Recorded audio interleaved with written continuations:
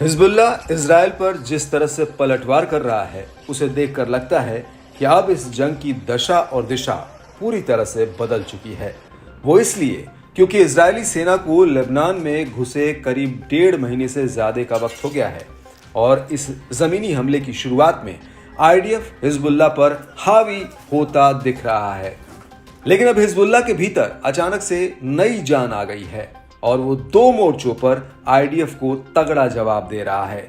एक तरफ तो उसके लड़ाके लेबनान के भीतर ही आईडीएफ को खदेड़ने में लगे हुए हैं, वहीं दूसरी तरफ हिजबुल्लाह लेबनान के भीतर से सीधे तेल अवीव और इजराइल के अन्य संवेदनशील सैन्य अड्डों पर मिसाइल, रॉकेट और ड्रोन बरसा रहा है।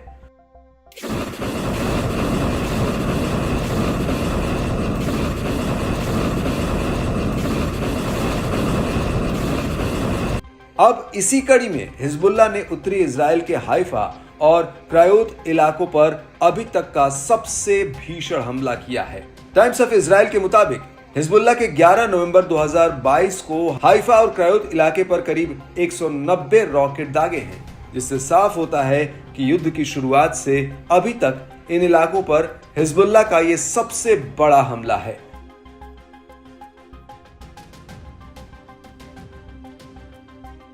और इजराइल के लिए चिंता की बात यह है कि ये हमले लेबनान के भीतर उन इलाकों से भी हुए हैं जिन पर पहले आईडीएफ ने नियंत्रण का दावा किया था। मीडिया रिपोर्ट्स के मुताबिक इस हमले में सीधे जान माल का नुकसान हुआ है। टाइम्स ऑफ इजराइल के मुताबिक इन इलाकों में 3 लोग घायल हुए। वहीं मीडिया रिपोर्ट्स के मुताबिक हिजबुल्लाह ने हाइफा में सीधे मिसाइलों का एक जत्था फायर किया। इसके साथ ही किरियात बियालिक के रूट 22 और किरियात अता में ऐसे ही मिसाइलों के जत्थे गिरे हैं। टाइम्स ऑफ इजराइल के मुताबिक हिजबुल्लाह के इन हमलों में कुल 7 लोग घायल हुए।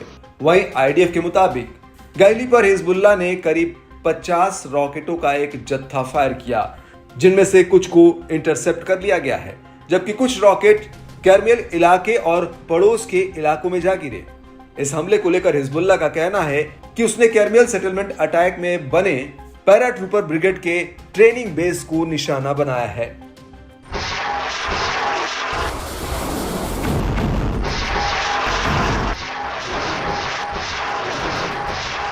वहीं हाइफा हमले को लेकर आईडीएफ का कहना है कि 11 नवंबर की दोपहर में हिजबुल्लाह ने हाइफा पर 90 रॉकेट फायर किए। इनमें से करीब 80 रॉकेटों के पहले जत्थे को हवा में ही मार गिराया गया, जबकि 10 रॉकेटों का दूसरा जत्था इस हमले के तुरंत बाद फायर हुआ। आईडीएफ का कहना है कि दूसरे जत्थे में से कुछ रॉकेट को इंटरसेप्ट कर लिया गया या फिर ये खुले इलाके में जा गिरे। आईडीएफ के मुताबिक इस हमले के तुरंत बाद जिस लॉन्चर से हिजबुल्लाह ने यह हमला किया था उसे एक ड्रोन हमले में तबाह कर दिया गया।